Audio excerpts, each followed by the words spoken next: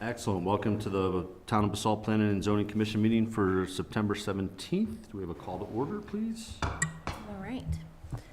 Bill Marin. Yo. Kyle Oberketter. Here. Eric Vozick. Here. Rob Levitt. Yes. Cindy Hirschfield. Here. Katie Hostetler. Here. Mike Horvath. Here. Bob Kaplan is not here, and Ben Firestein is not here, but we have a quorum. Excellent. Thank you, Michelle. First order of business is to approve the minutes for August 20th. Are there any changes, suggestions, or do we have a motion to approve? Motion to approve. First from Rob. Do we have a second? I'll second. Second from Cindy. All in favor? Aye. Abstain. Great, thank you. Motion carries. The next order then is a public hearing on Lot 1A in the Willits Lane Town Center Special Review with a minor PUD amendment. And I will leave that to staff to bring it forward. Yeah, thank you. Let me please share my screen here, just a quick second. We have the applicants here this evening, representing the applicant group Sophie Co. LLC. We've got Jeff Orsolak and Michael Lipkin. This item is a public hearing on an application submitted by Sophie Co. LLC, and it's for a PUD amendment, special review site plan review, community housing review, and a mixed-use parking reduction to construct a mixed-use building consisting of approximately 3,800 square feet of commercial office space and then 23 residential units on Lot 1A of the Willets Lane Town Center subdivision and PUD. The subject property is located directly adjacent to the Bank of Colorado, and you can see it here on the screen. It's a vacant property. It's zoned C3 PUD, and it's in the town's urban growth boundary. The property is in a two-lot subdivision, which is known as the Willets Lane Town Center subdivision. It's not part of the Willets Town Center, which is across Willets Lane from the project. As background, the applicant had approvals on the property dating back to 1996 to do a fully commercial building on the site, and actually had building permits for the fully commercial building, but it was never built. So now they're requesting the necessary land use actions to construct a mixed-use building. And as I indicated, it will contain 3,800 square feet of commercial and office space on the first floor, and then 23 residential units, 3 of which are proposed on the first floor, as you can see here, adjacent to the Bank of Colorado. And then this is the proposed commercial office space. The remainder of the dwelling units are on the second and third floors. And of the 23 units that are proposed, 5 are to be deed restricted as Category 1 units. With regards to process, the town code would require review by the P&Z to make a recommendation at a public hearing to the town council on all the actions that are being requested by the applicants. And in reviewing the application, staff has identified a series of discussion items that are in your packet in the staff memo. Staff has also outlined some draft conditions that are in your packet materials for the P&Z to consider. Of the discussion items, the first being the master plan compliance. There are a series of goals and objectives that are in your staff memo that would be applicable to this proposed development, many of which relate to providing housing in close proximity to transit and services.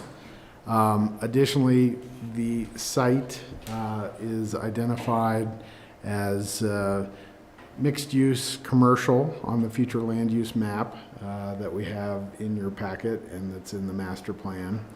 It's located right here. It is also identified as village commercial mixed use on the typologies map that you have in your packet that's also in the master plan. Generally, staff finds the mixed use concept to be consistent with the goals and intent of the master plan mapping, subject to compliance with conditions that are in your draft conditions in the staff memo. The PUD amendments that the applicant is requesting include changes to the Willets Lane Town Center PUD, which was approved in 1996, and it was based on the town's 3C zone district at the time, which later became the C3 zone district, and we still have the C3 zone district. In 1996, it only permitted commercial at that time. Since the C3 zoning has been amended and allows for residential through a special review process. So the applicants have requested a special review and a PUD amendment to allow for the residential that they're proposing as part of the mixed-use development. Through the PUD amendments, the applicant is also requesting to amend the allowable height that is in the PUD from 30 feet to 33 feet.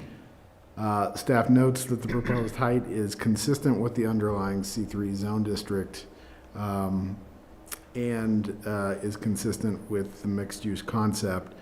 Staff is concerned about the apparent massing of the design and believes that some material changes in facade treatments, as well as entry elements, could potentially have a positive impact on the apparent massing of the building as it relates to the development in the area. And if P&Z agrees, P&Z could require a condition that the applicant study methods of reducing the apparent massing before council's review. Other topics included the community housing mitigation.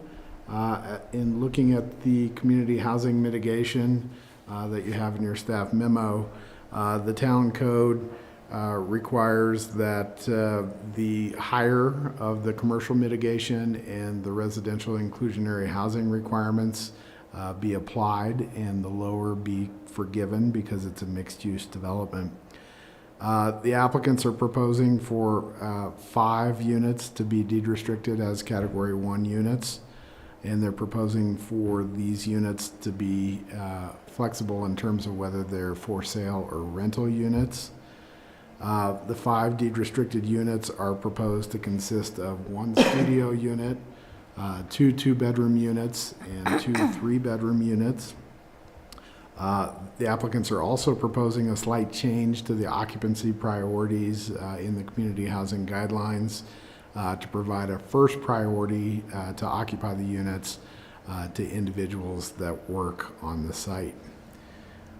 In this case, related to this application, the residential inclusionary housing requirements of requiring 25% of the residential square footage and 20% of the units be deed restricted is the higher of the inclusionary housing and commercial mitigation requirements. And so the mitigation per the code would be 4.6 dwelling units, consisting of at least 3,982 square feet. So the applicant's 5 units of Category 1 of at least 3,994 square feet that's proposed would satisfy those mitigation requirements based on the code. Bach reviewed the affordable housing aspects of the proposal and felt the affordable housing mitigation satisfied the requirements, and that the units satisfy the guidelines livability requirements as well that are in the community housing guidelines. Bach was supportive of the bedroom mix of the deed-restricted units as the recent EPS housing study pointed out a need for some larger 2- and 3-bedroom units. And as you can see here in the staff memo, there are 2 two-bedroom units and 2 three-bedroom Category 1 units that are proposed. Bach was accepting of the units being either for sale or rental, but Bach thought that at most only one of the units should be have an occupancy priority for those that work on site.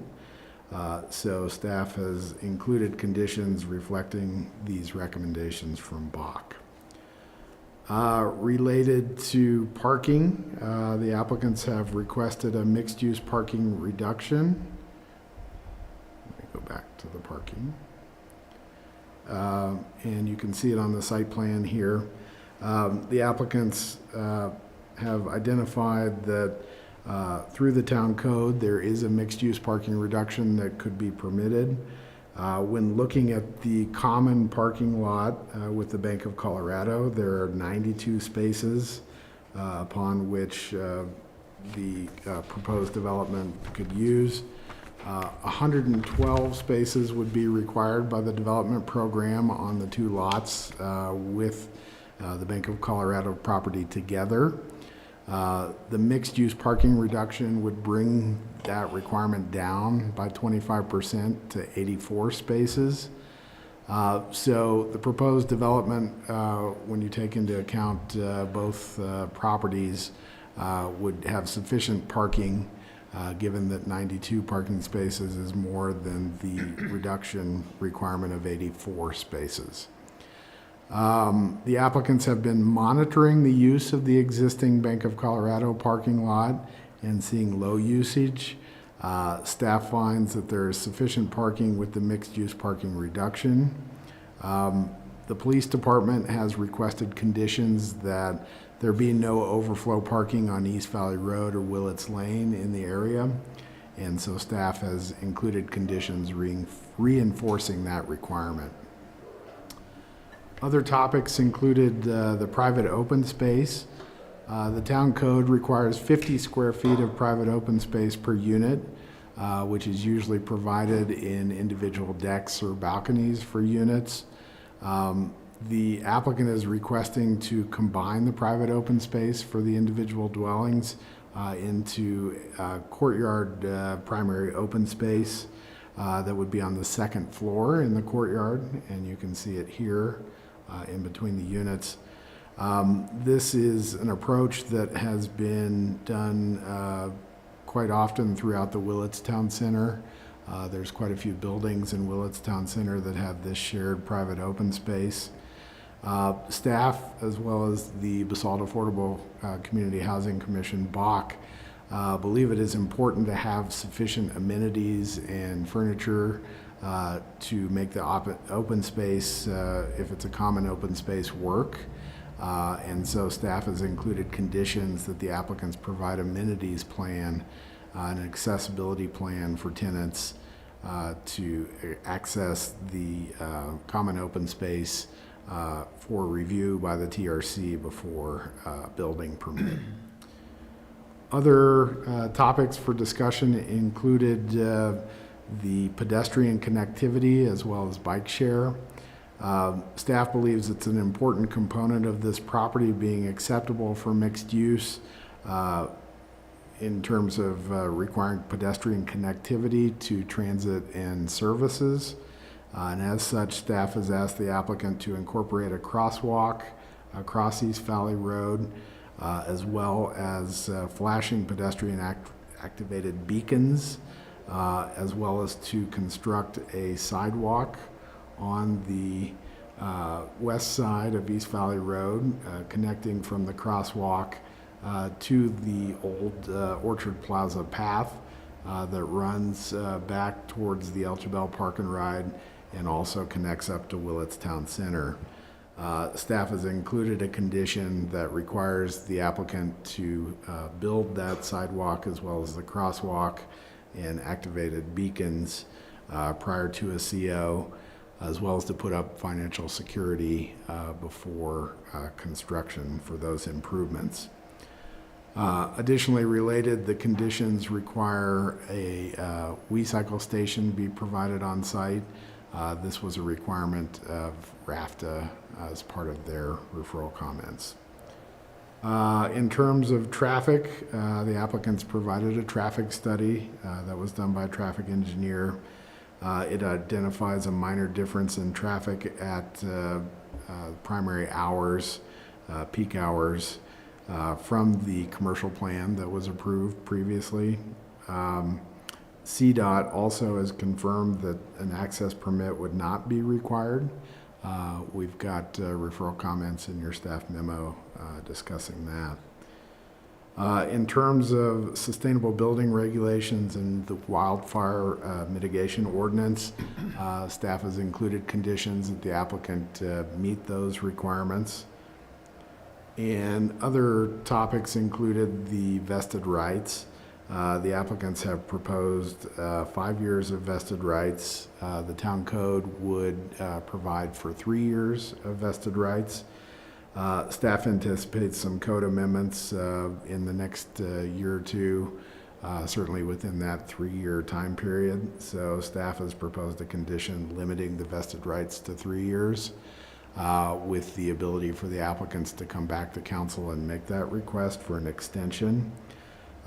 If P&Z wishes to provide 5 years of vested rights, there's an alternative condition that P&Z could apply for the 5 years. So in total this evening, staff would suggest that the P&Z take applicant comments, take public comments because it's a public hearing, and then provide P&Z discussion. There are several action options for the P&Z. If you're comfortable, you could make a motion to make a recommendation, Or if you need additional information, you could identify what that information is and then continue the public hearing to the next meeting. Those are some options available to P&Z. So with that, I'll stop sharing my screen and turn it over to the applicants to provide comments. Thanks, James. Second, folks.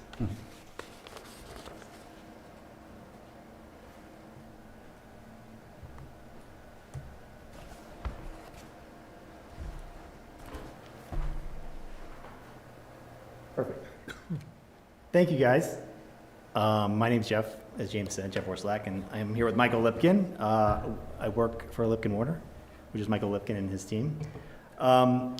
We've been working on this project collectively for, I think 29 years. Yeah, 29 for Michael, 24 for me. So we're pushing 50 plus years on this project, and lots changed in that time. A lot's changed in the community, and the goals and what we need as a community has changed. And our goal with this project is to kind of bring that into line with what the master plan and the underlying zoning currently says. The parcel exists within what's now C3 underlying zoning. It used to be 3C inverted, and since in that change, one of the things that's changed about that is kind of the goal to have more mixed use projects in the community, and realizing that housing is an important part of every building we do in this town, because we know that we are always at a deficit for housing. So like I said, our goal is to adjust our application to kind of match that C3 underlying zoning now, and match what the master plan is talking about. And some of the things the master plan has talked about, as James mentioned, was the encouragement of mixed-use development in this zone district. And one of the reasons for doing that is to make sure that as we bring commercial online, we're bringing housing online at the same time, and being able to do our mitigations, which didn't exist in the 90s. Like, there was no requirement for mitigation. So of course, if you weren't required to mitigate housing, you didn't have housing on the property. So now we have that. And the other thing that the master plan has really kind of moved into is encouraging infill and making these mixed-use projects happen within other zone districts, or other things that have already happened. And so that's kind of one of our goals here too, is to kind of infill this property and make it happen, move it forward. And so to do that, what we're focusing on here is a 3-story building, like we said, mixed use, 3,800 square feet of commercial office on the ground floor, and 23 workforce scale housing units. And 5 of those 23 would be category 1, and then the other 18 would be free market.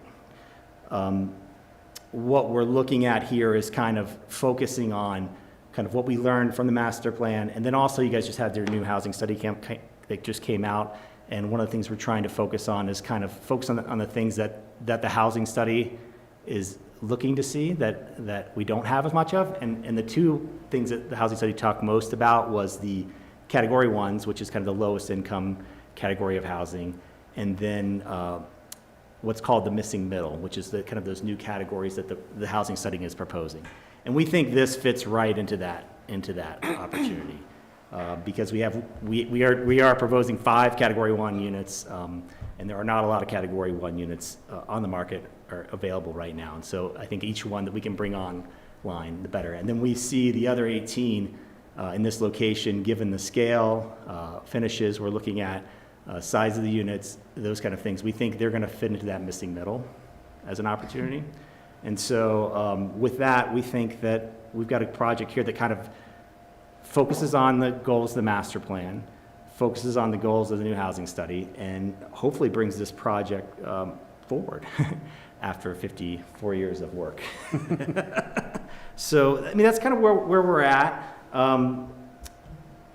Just to kind of give you an idea of what we're looking at from a massing standpoint, we're looking to break this building up into three elements, and to kind of break the scale down a little bit. We've tucked the first floor in to allow for some tuck under parking, as well as to scale down the verticality of the building. And we think it kind of fits in with those 1, 2, 3, and 4-story buildings that are all around this community. And as we see the fabric of this area changing from no use to single use to multifamily mixed use, we think this fits in nicely in that matrix, and that's our goal here. So I don't have a lot more to say. Like I said, we've been working on this one for a long time, and as communities evolve, we've evolved, and we want to make sure this project evolves with it. And we think that the 1996 kind of approach is probably not quite where we are as a community, and we think that this is more in line with what we've been talking about as a community. So, Michael, do you have anything you want to add, or? Always, but keep it short. We did speak to Bill Dieter, who is the president of Bank of Colorado. He was enthusiastic about having something there, and he felt very good about what we were doing there, and was just positive. Could you speak in the microphone, please? Thank you. Oh, I'm sorry. You're good. Do I need to repeat any of that? Okay, great. And I will only tell you that we have had numerous requests for this property as another bank site. We felt the Mid-Valley and Willits didn't need another bank site. We've had repeated interest from fast food establishments, which we didn't think were favorable for the community, and as a neighbor to Willits, which is, of course, what we're always concerned about. And over the years, we had 2 really long conversations with Aspen Valley Hospital, each time thinking that was about to lead to a use for them in the Mid-Valley. They just couldn't quite get there the way Valley View Hospital did, but we thought a clinic in that location was going to be a great use, but that never materialized. But we certainly hear the drum banging for more housing of every sort. And I got to say, I can't think of a better place to put 18 or 23 units in the Mid-Valley than right here, given its low impact on neighbors, its access to transportation, and its connectivity to Willits. So that's about all I can say. Great. Thank you, gentlemen. Thanks.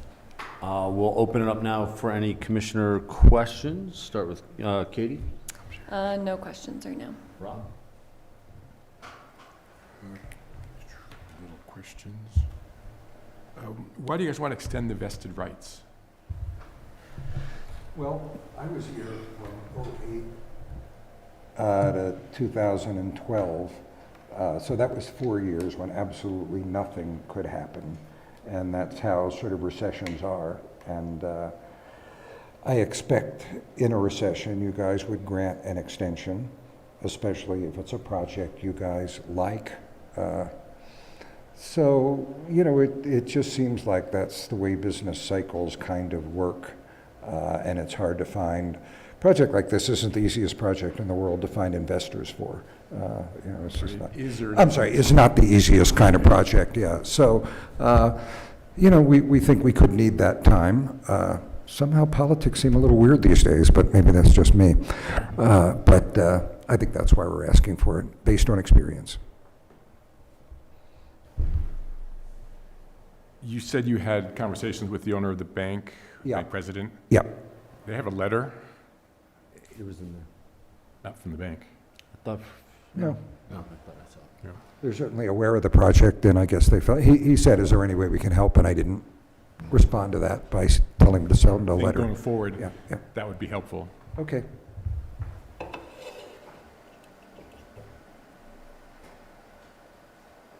Yeah, that's all I have for now. All right, Bill?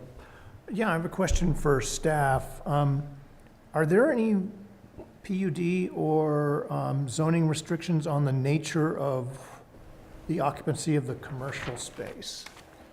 It would be based on the C3 zoning.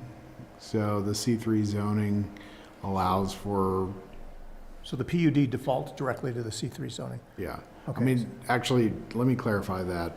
The current PUD has a list of uses. Let me bring that up here for you.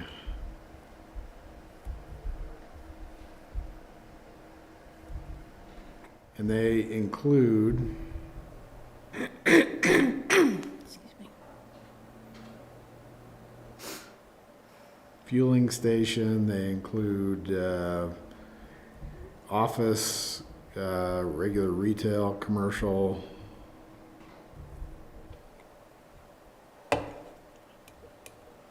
Is there a use you're looking? So there's no prohibition against street-level office use or anything like that? There's not. Okay, so it can be pretty much anything that's allowed by C3.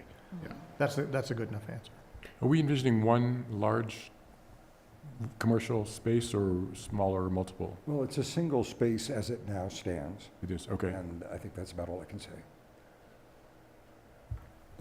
Let me make this bigger and you can see them.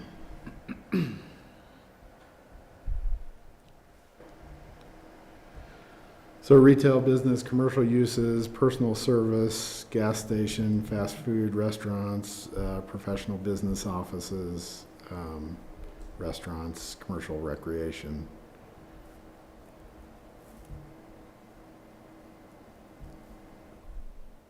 Public government facilities, dental medical clinic. So it's basically all the uses that are in C3 now. Okay. All right, thanks. Sure. Cindy, any questions? Yeah, I have a couple. The other units, in addition to the deed-restricted ones, are you envisioning those for sale or for rental?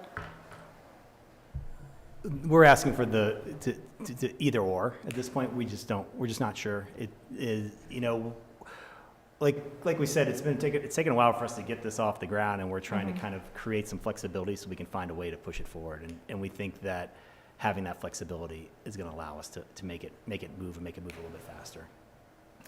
And other than the 5 deed-restricted ones, have you had any kind of discussion about measures you could take to ensure that these units really go to locals?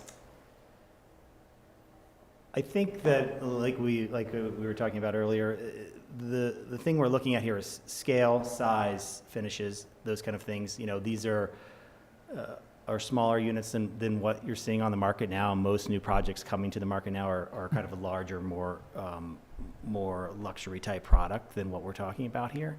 So I think we're looking at finishes that are going to kind of dial down these things to kind of a more attainable number is our goal and our hope. But other than that, no, I think the answer to your question is we think there's a lot of opportunity for businesses to find places for their employees to be by buying these things or renting them and those kind of things. We think that's going to be the end user more often than not, but we're kind of open to what's out there. Okay. That's it for now. Cool. Kyle? Does the requirement for the open space, are we saying like fully wheelchair accessible? Is that what we are putting in the condition? It just says like, it seems pretty open-ended to the way we've written it. Accessibility plan per the building code requirements. So And what is that for a second story? Like, does that mean it needs to be wheelchair accessible or not necessarily? it needs to have some method of allowing somebody in a wheelchair to access the space. So that wouldn't necessarily mean that you'd have to have an elevator. There could be potential for a lift or a chair lift of sort. Okay, yeah, it doesn't need to be, but a wheelchair person's be able to access it in Yeah. some way. Right. Sorry. That's it. Thank you.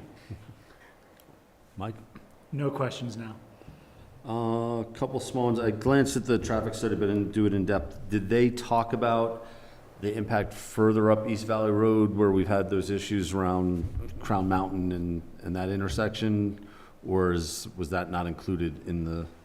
That's not part of the traffic study, no, but CDOT did review the traffic study and indicated that we wouldn't need a access permit for it.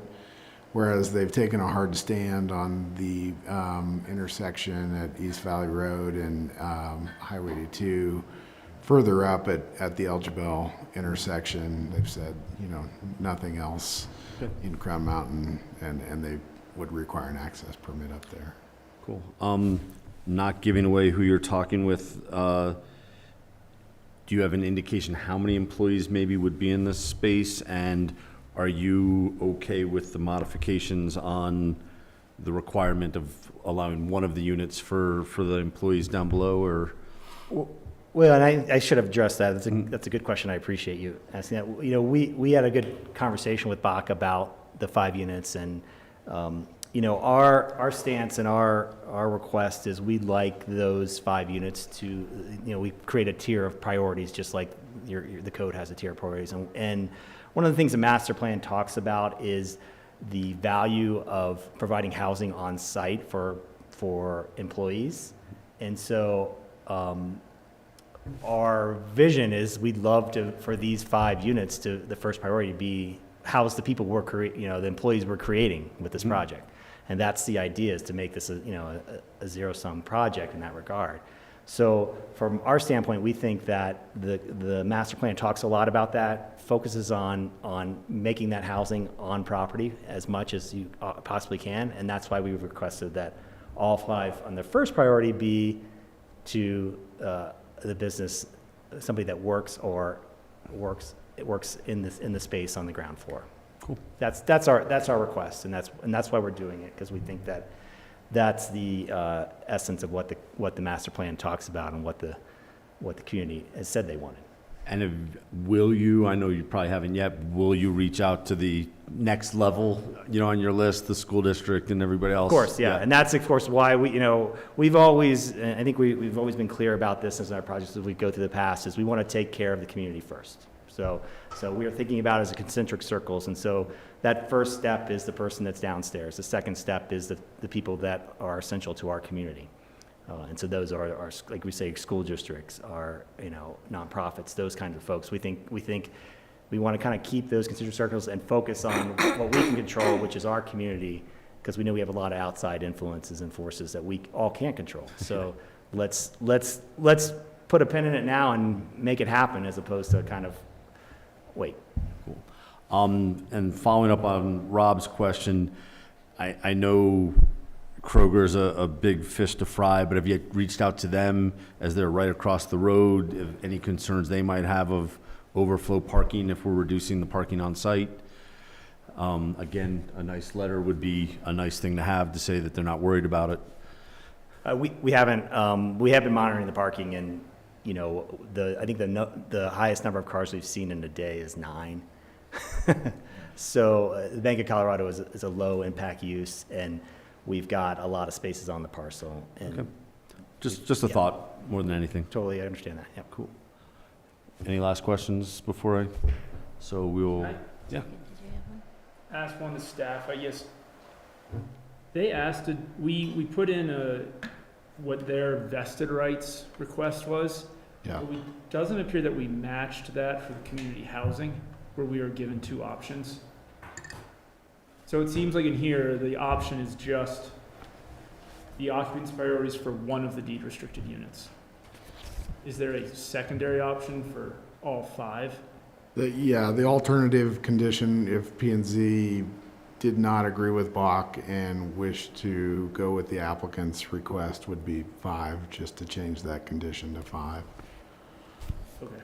from 1. So it was condition number 3. And so in there, we've got the limitation of the changed occupancy priorities for up to one of the units, which was Bach's recommendation. If P&Z would like to go with the applicant's request, which is to make all 5 category units have the occupancy priority for those that work on site, you would just adjust condition number 3. Okay, you guys just wrote 20 with like 2 different options to make it clear? But, sorry. Yeah, because that's a staff recommendation on the vested rights.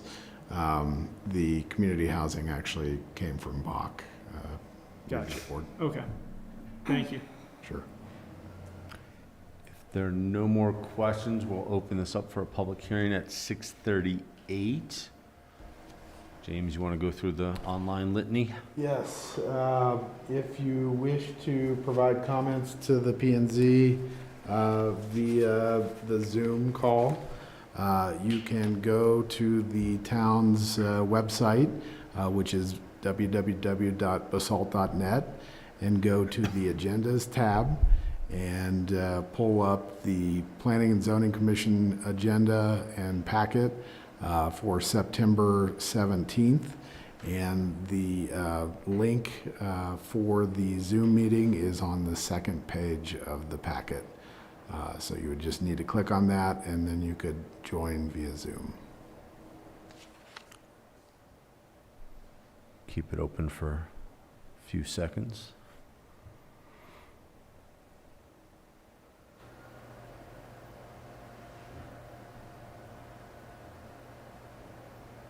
I think you're good, yeah. All right, seeing that there's no comments, we'll close the public hearing at 6:39. We have someone in the crowd. We have Oh, I thought, sorry, Jerome?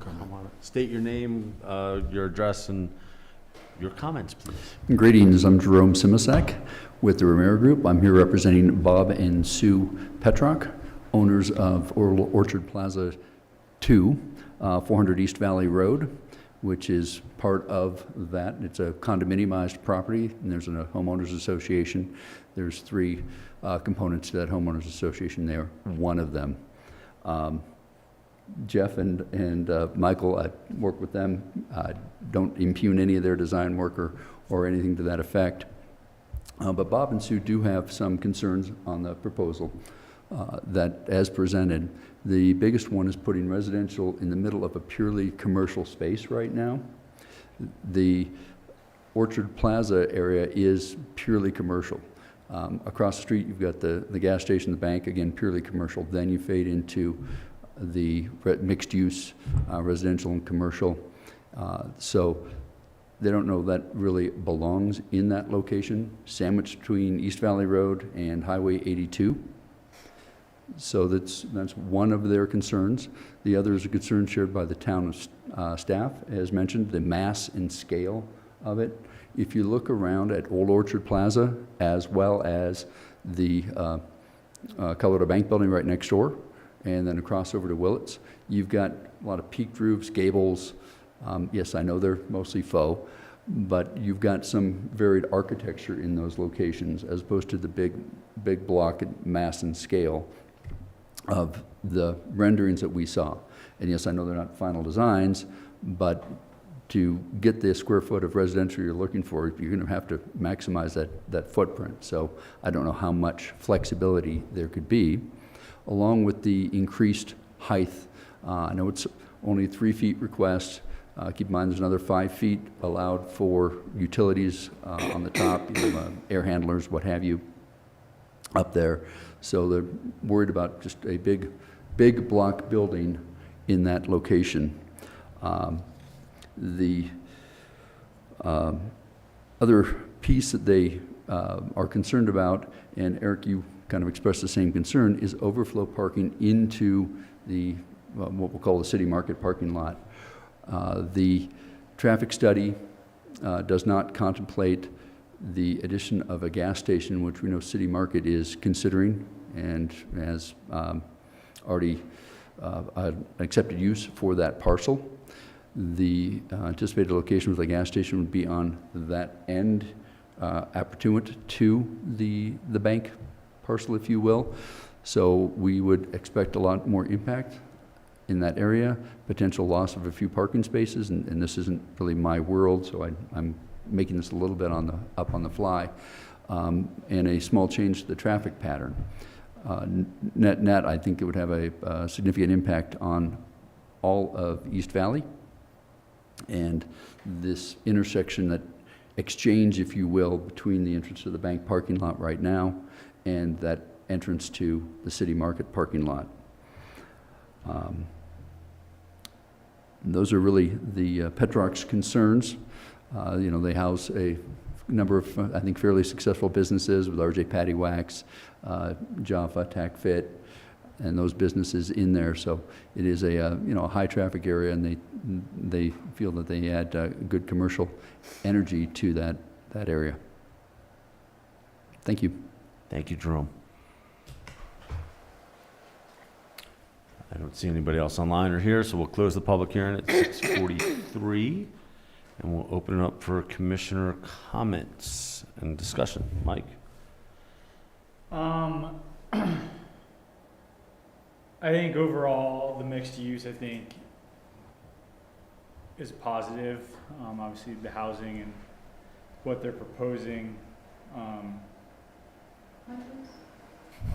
We're really not good at this. Yeah, we're sharing. We're doing our best. My biggest concern is kind of pedestrian safety. I think the town has recommended rapid flash beacons. I think the main turning movements identified in the traffic study are a right-hand turn out of the city market parking lot and a left-hand turn into the city market parking lot. And so I would propose, or I'd like to see like an actual pedestrian refuge there where pedestrians coming from this development can come across the 2 lanes, the people making a left from East Valley into the city market, have a place to kind of collect and make sure they can get across, not get swiped with someone making that right. So I think that would just be an added benefit to the pedestrian safety of the area. Those are my comments. Cool. Wow. I think comment-wise, the mass does feel pretty big to me in relation to the building next door, but I'm not an architect and I struggle getting into the design-related things, but that does stand out to me in the renderings. And again, I understand those are renderings and not final designs. I wanted to ask one question to staff. I know that we're not there, but going back to Bach's recommendation, did they have any other insight into 1 versus 3 versus 5? Yeah, their insight into the occupancy priority scenario was that, using the commercial generation as their basis, the commercial mitigation generation was, basically a unit for the most part. And they thought that because the nexus for having people have an occupancy priority for the on-site was kind of commercial related, and the mitigation for commercial would have only been 1 unit. They thought it had a connection of limiting the occupancy priority for on-site to 1 unit. Okay, thank you. That's it. Cindy? I am totally in agreement with your goal of trying to get more local housing for workers in this. And I'm skeptical that it will work the way that you laid it out without any kind of other conditions. And I'd like to share a little anecdote to back me up. I was going to do this during our commissioner comment period, but I think it applies so directly. I'm going to tell you this now. A few days ago, a friend of mine, she and her husband live back east of New Jersey, and they're looking to buy a second home in the valley. Ideally something under $1 million. So she sent me a link to something that their realtor at Sotheby's had sent them, and she said, "Do you know anything about this property?" And I took a look, and I looked at the description, and everything says, "Enjoy a short stroll to the Roaring Fork River at the new Basalt River Park, Basalt's Farmers Market, bus station, all of Basalt's downtown vibe, just steps from your new home, et cetera, et cetera." Which to me sounds, kind of inviting. That to me doesn't say this is worker housing, right? And then I looked, and what she linked to were, this one that I have up right now is $553,750. There was another one, a unit of about the same size, if not a little bit smaller, that was $700,000 or $788 maybe. These units, this one for 500 something, it's 443 square feet. That was the size of the 700,000 square one too. Anyone care to guess where these are?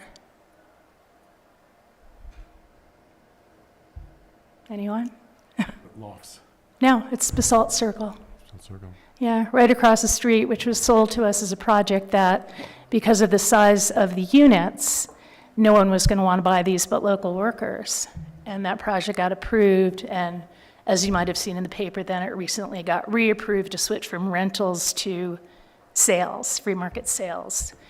So I don't know about my fellow commissioners, but to me, seeing that was so disappointing because it seemed to go against the spirit of which that project was approved. And it underscores to me that this term that's been bandied about for the last few years of attainable housing, that doesn't have any actual restrictions on it, but it's supposed to be attainable just by virtue of size or finish, as you said. I don't think it's working for us. So I would really urge you to consider other measures that you could take to achieve that goal of housing the missing middle in the valley, not just having it be second homeowners to whom it would appeal as like a pied-à-terre in the middle of Willits.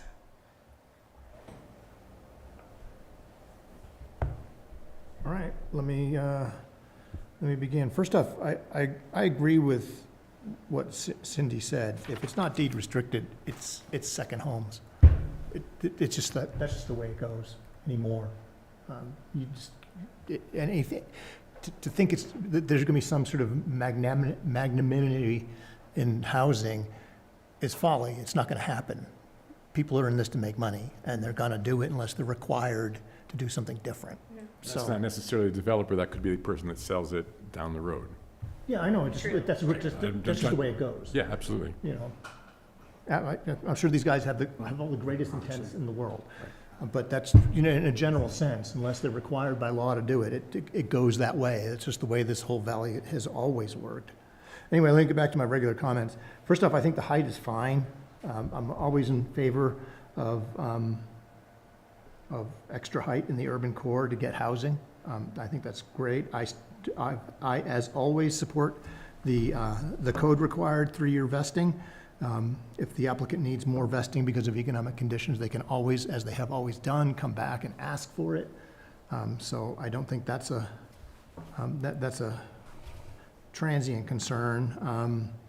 I, like Mike, support all pedestrian amenities, and I would encourage the island, a refuge island in there.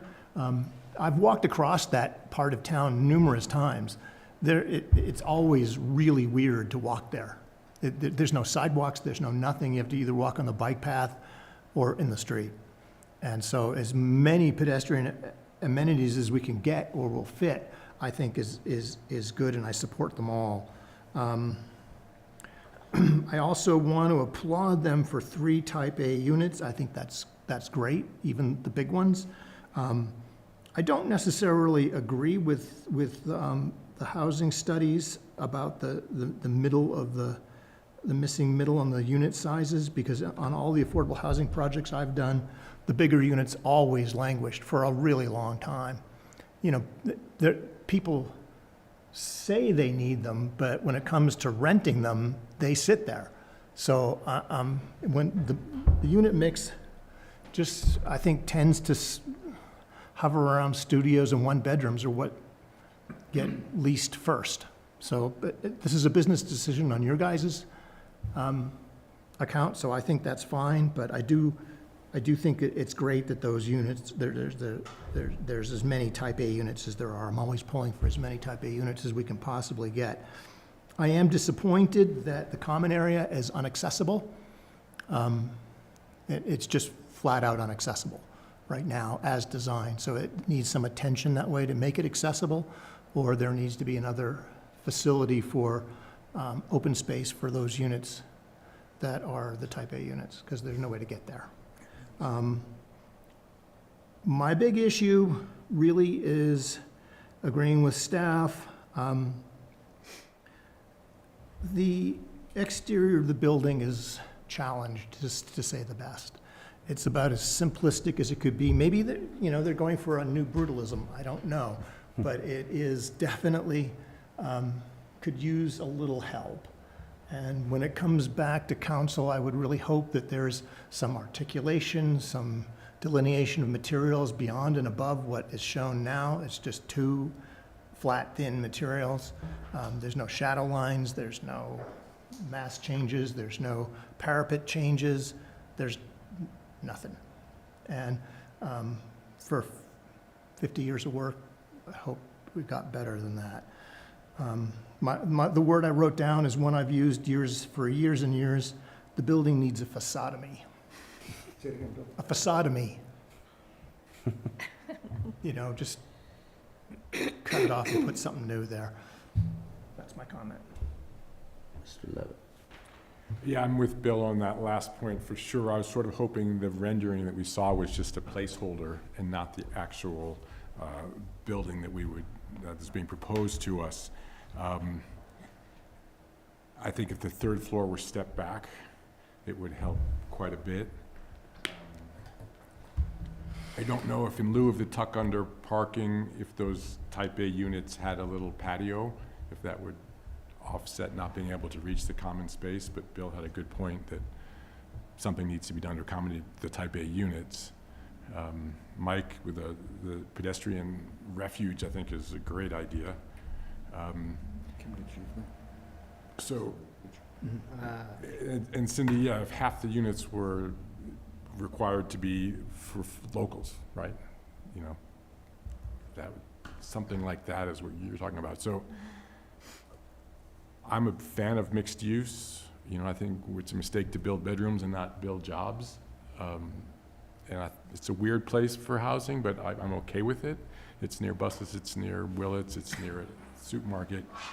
I'm not sure how much I can embrace the project as it stands now with the concerns that we've already discussed.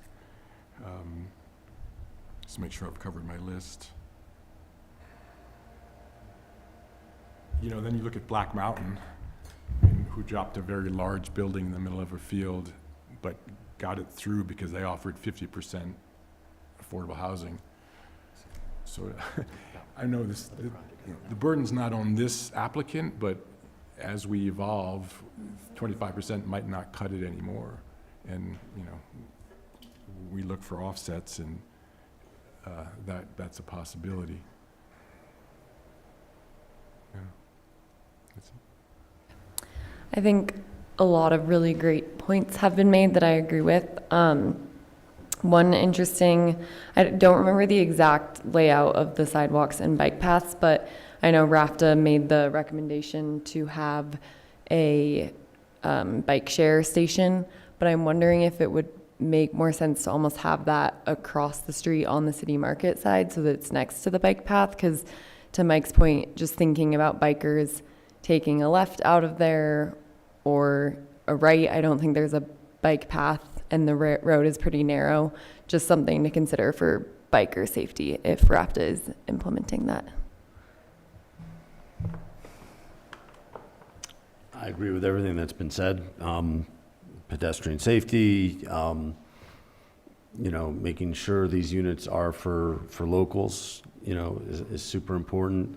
Being respectful of the neighbors around, and we are, jamming in a small residential thing amidst all this commercial space that's never been used, and the highway right there. I think all considerations need to be taken for making sure we're all safe and using that space properly if they're going to be there. So, other than that, that's what I got to say. So, When we're proponents of infill housing, you get housing in places that were not first choices, right? And that's as long as we do it right. Yeah. And I think we're close, but just those last things, and we're not at final either. The location of it's not a sticking point for me. It's Yeah. weird, but it's what we have. It's some of the other things, the roof lines matching and the massing. None of us said anything about the parking. We all seem to be okay with that. Is one of the things we're asked to talk about. I mean, I think it would be a concern if it overflows into the city market lot, since that lot is already really busy as is. I mean, go ahead. What can we do? Yeah, I know. That's why I didn't bring it up, I want to because add a comment to that, because I ride my bike through there, on the street, by the way, because, it's like all loaded in with stuff, and so I'm generally in the middle of the road. So I'm driving right across from there, and I do it maybe, 3, sometimes 4 times a week.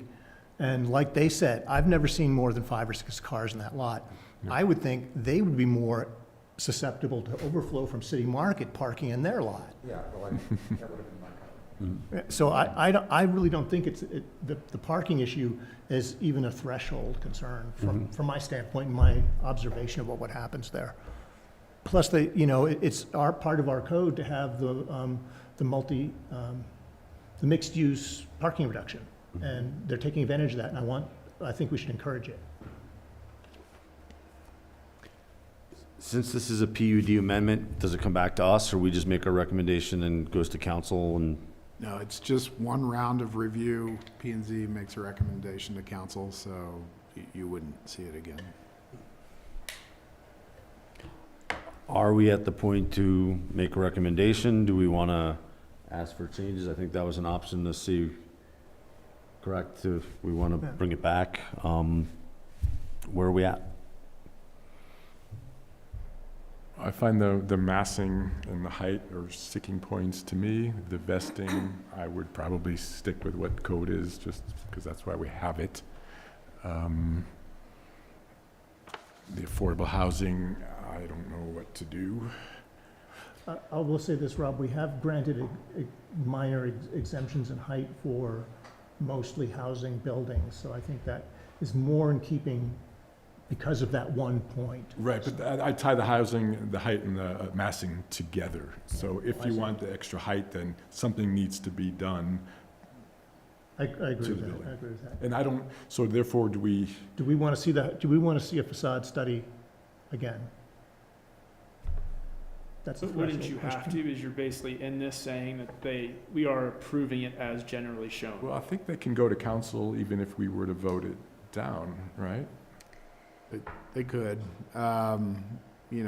Staff did identify that you could consider adding a condition that they study the apparent massing between P&Z and council, or you could ask them to study the apparent massing and come back to you at a.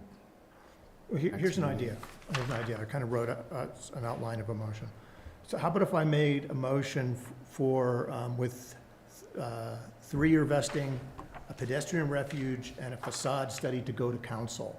Facade and height study to go to council. I would add in something Yeah, along the lines I of- wouldn't, personally, I wouldn't go for that, because I would like to see the project come back with some kind of plan for the housing aspect of it. I mean, I think our goals are aligned in that case, but I'd like to help you get there. And I don't think right now it's going to get there. So, I mean, the only thing that's popping into my head is across the street, we did ask and we did put in a condition that people had to have residency for 6 months. But it's different at sale versus rental, and that changed Yeah, obviously above our pay rate. Yeah, so now it's going up for sale and we got exactly what we didn't want anyway. But again, that's not our problem. We can make the complaint. We don't like it, but that was not our decision. It didn't come back to yeah, us. there's nothing we can do. But But we I can think put it this, in the public record right now, and so council will see that we didn't like that approval, and this is what we think. Yeah. If we make that motion and that idea. And they can ignore it again, or they can choose to go with it. Here, I want to, Michael will remember this. I'm going to say something that a planner say. once said when my very first day on P&Z, when it was the approval of Cypress Meadows. And Sonny Van said to the Planning Commission, go ahead and deny us so we can get before the board that matters. And frequently that's the case. So I don't think we can really beat this to death. And I don't know what to say about Cindy's concerns that would bring it to council, though this will be in the record in our minutes. But I don't know how to phrase that as part of a motion. Fair enough. You wanted to say something? No, I wasn't sure what your motion was are we making suggestions, or are we making requirements?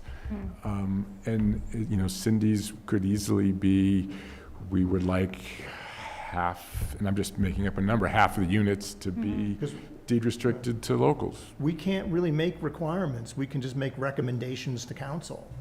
Do we make a So, recommendation? because that's our whole Okay. purview as a recommending board. with the housing. So would you include a housing one then? I don't know how to say it, that's the thing. Well, I would say, and I don't know, excuse me. I don't know that it necessarily needs to be deed restricted either. I mean, I would, yeah, I would like to see more of them deed restricted, but, To make it local. well, what about, on that Black Mountain thing, for example, didn't they have a thing that for the first, I don't know, however many days of it being on the market, that locals would have first dibs or something like that? I mean, I think there's some other creative ways to get at this, in addition to a straight-on deed restriction. I mean, that's kind of what I'd like the applicants to think about and maybe But come if up you with wanna- something. If you want to think 2 or 3 sales down the road, Yeah. then there needs to be something. Well, here's Concrete what in I can, place. here's what I can add. Well, if we look at it that we need employee housing so much, those people are never going to leave. But this will be up to council, really. So here's what I'll do is I could make a motion with the 3 points I had before, and then add a fourth that says, explore a mechanism for increased local occupancy. How's that sound? Can you encourage instead of explore? Yeah, that's great. Strongly encourage. Almost Encourage. mandate? We'll do that, encourage. Does that sound acceptable to people? Would you read them again, please, before we Okay. vote? So these were the points I would make in the motion. To recommend the staff memo with the 3-year vested rights, a pedestrian refuge in the crossing, a facade study for council to study, and to encourage Could you add a to the mechanism. facade and say like massing? Yeah, massing too, facade. Yeah, but I where didn't you were have going? much room to write, so I got this it. is my short. Facade, massing, and roof lines? Yeah, the whole shooting match. And then to encourage a mechanism for increased local occupancy. Is there a reason why we're against, without going with what their ask is for the 5 units to be going towards the renter or the owner of the commercial space, other than accepting Bach's recommendation? Just because a lot of our commission asked for it. I'm with you, I see that as kind of the market forces at play, but enough of our commission is concerned about it, I think we should convey that to council. That's the only reason I put that there.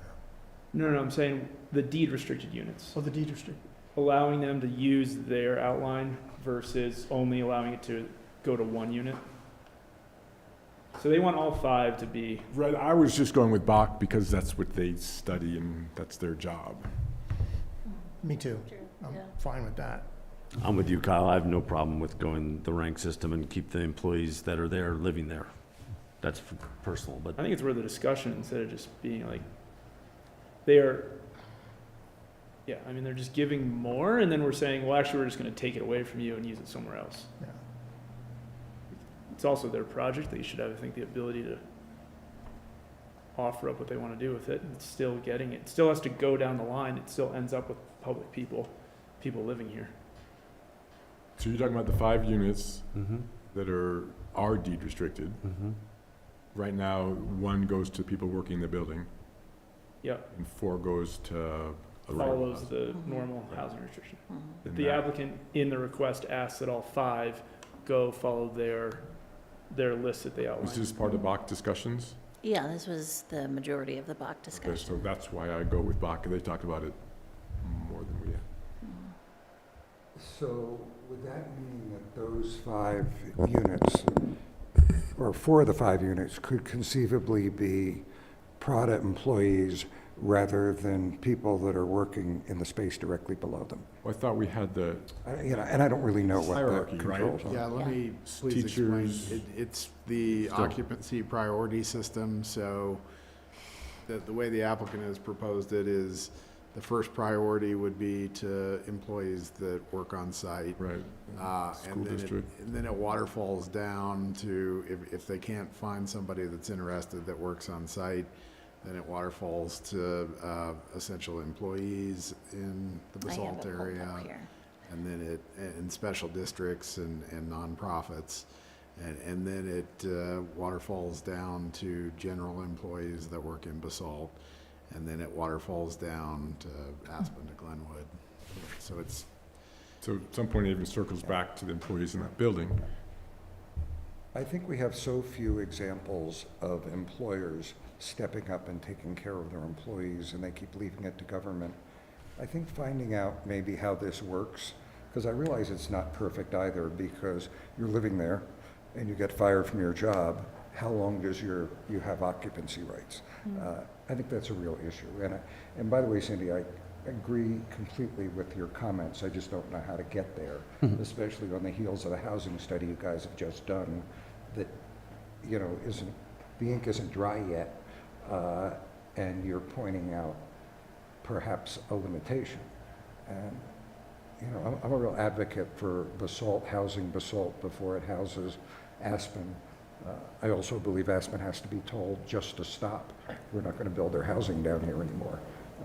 And as I've said in the past, I'd love to see Basalt take a look at the units it owns and who occupies those, because I think that's the low-hanging fruit for building our community quickly with units that actually exist today.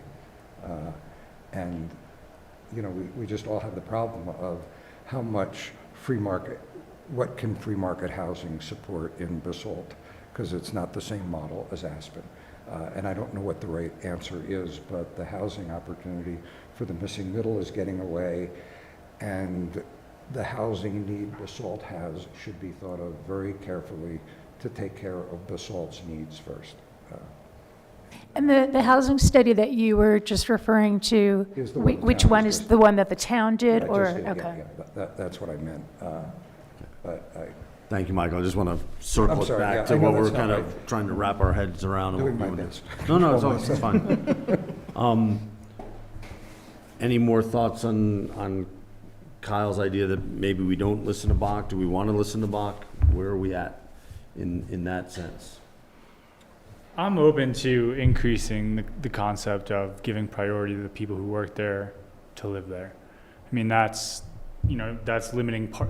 Now you're not having someone drive, you're not having someone commute or expect someone to leave. So this mixed parking, there's less stress on it. There's, you know, there's a lot of benefits to that concept.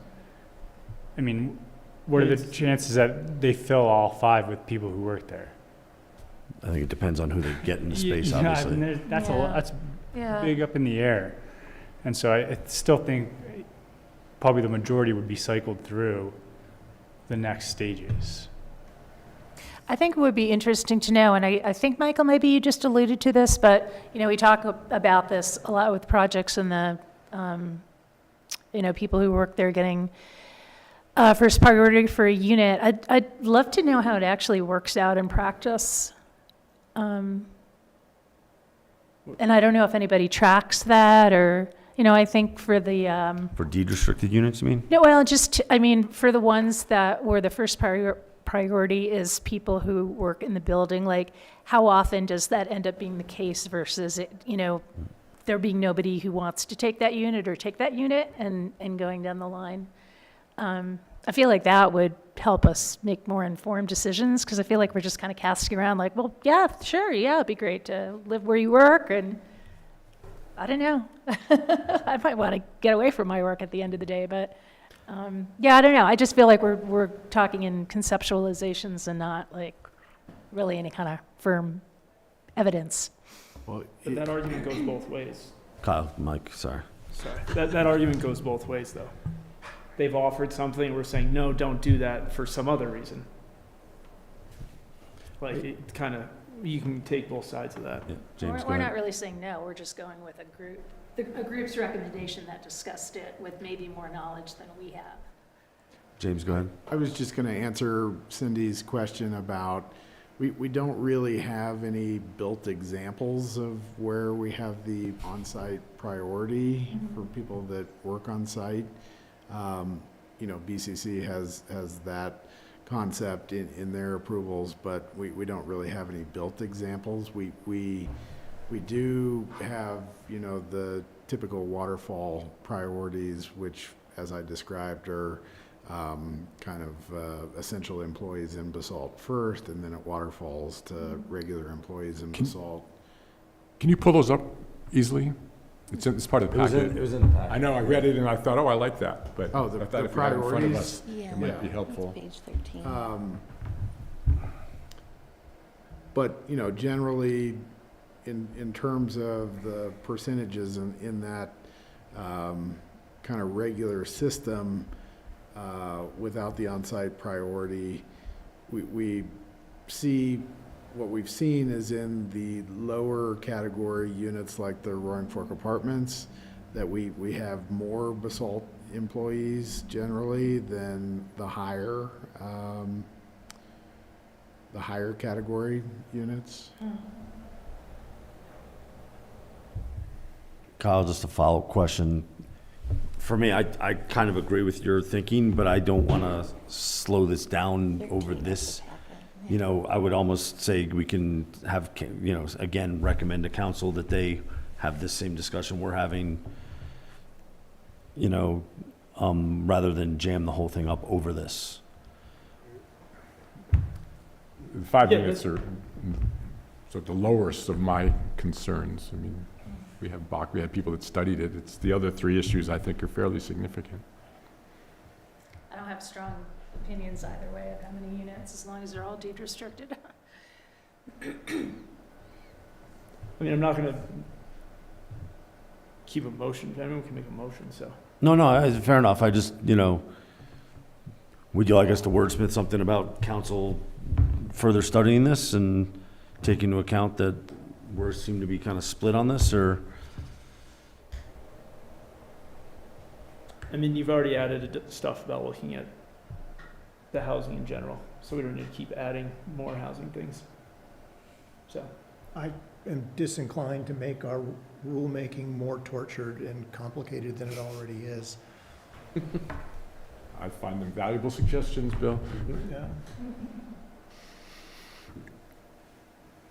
We put the housing suggestion first to have it decide. Now it's torturous. That sounds like a really good solution to me.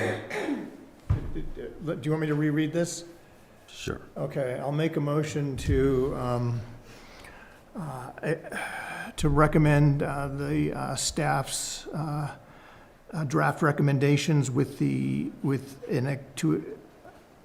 mechanism to encourage a mechanism for increased local occupancy, a 3-year vesting rights, a pedestrian refuge, a facade, massing, and parapet study. Roofline. Roofline. Well, same thing. Fine. That was a motion? That is my motion. Bill has I made a think, motion. Do we what have I a think you were, second? I think it also included accepting the Bach recommendation for 1 unit priority. I didn't say You that. didn't? I Okay, did not say that unless they want it there. I did not say that. that's fine. I'll We- second. If it's not part of the motion, it's still, It's still part of the memo, so, Correct. yeah. So Katie, second. Yeah. You want to take a roll call, or you want to? Nope, this is a voice vote. Voice vote, all right. for, Yeah, because it's not a thing. Okay. All in Right, so favor All then? in favor. Aye. Aye. Oh, Opposed, sweet. nobody? All right. Excellent. Good luck at the next step. Thank you. Thank you so much. Thank you, gentlemen. Thank you for your patience. Thank you. Yep. Thanks. We're going to hold it at 53 years. That's our goal, right, Michael? We're gonna try to get it done. The last thing on our agenda then is commissioner comments and staff updates. I think Cindy got us kicked off. Yeah.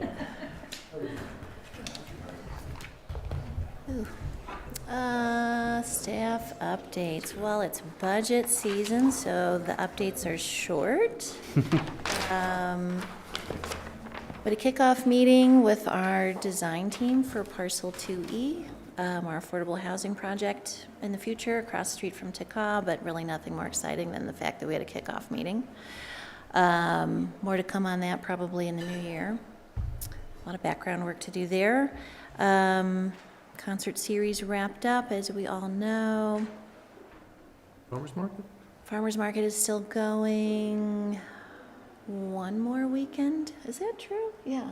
The end of this Two. month is the last Sunday, right? Yeah, I think there's more. definitely, I think there's one One or more. I think it's only one. It seems like it stops in the middle in my new brain. But that's going well. And that's pretty much it. It's the leaf drop. I know people are interested. We don't have a date yet, but keep watching for the, on our website. It just really depends on how quick the weather changes. But it's coming. Was the Cool. BCC, the article about the BCC relatively accurate about groundbreaking timing? I don't remember what it said. It was about Jimbo's going into a trailer, right? Yeah, Yeah. I'm talking about like maybe this fall. Yeah, I guess my answer is always that I don't have the permit for it, so I think part of the explanation is that in order to do some of the asbestos work that can happen before they actually demo the building, you can't have occupants in there. So that's part of the reason, I think, to move him out earlier. Cool. Midland project, are we on schedule to kind of get that all tidied up for the winter, or will We some of are. it go over to the spring? yeah, I don't know how I didn't have that update. No, on schedule, on budget. So looking forward to hopefully having a potential street party in December. You say December? Mm-hmm. I would like to make a comment about the Midland Street project. I've been in most of the restaurants downtown who complained bitterly about what was going to happen. And they were all fuller than they have ever been. And the parking was a fraction of what it would be when it's complete. So, just to get that out in the world. It's exciting times. Any other comments or questions? Well done on the concert series. Thanks. Just the amount of people was impressive. Yeah, we were really lucky. We had a tremendous team that helped us put that together, and the sponsors and the nonprofits who showed up and we could rely on them and count on them for their help really made it amazing, and it was awesome to see the community all together, so thanks for that. Oh, I have a question. So is that Black Mountain project, is that approved? That's done? I thought that was coming back to us. No. Go ahead. So it had sketch plan approvals, so that's one phase, and it has another set of approvals to go through. So they're out working on their drawings for the next, yeah. Mhm. How different is that from what we saw? I don't know, we haven't gotten it yet. But you saw it at council, right? Yeah, oh, yeah, sure, not much at all, Okay. They yeah. changed the housing, they upped the affordable housing component. Okay. I'm just curious. Yeah, yeah. Visually the same, mostly. Cool. Any more questions, comments? Motion to adjourn? Motion to adjourn. Bill, do we have a second? Second from Cindy, all in favor? Aye. We are adjourned at 7:22.